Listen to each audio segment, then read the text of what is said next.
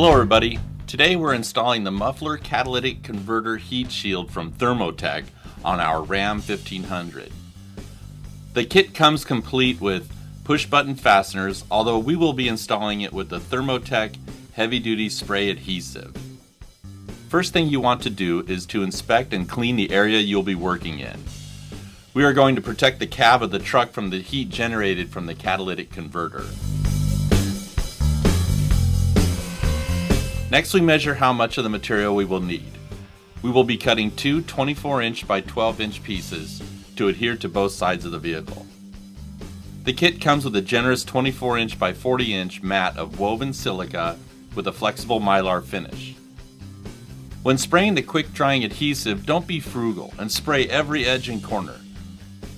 The finish protects against radiant heat up to 2,000 degrees and can withstand direct continuous temperatures of 750 degrees Fahrenheit.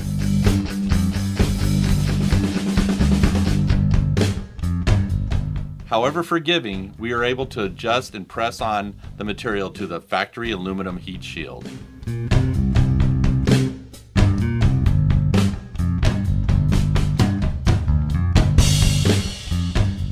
We also folded the edges around the factory shield for added stability.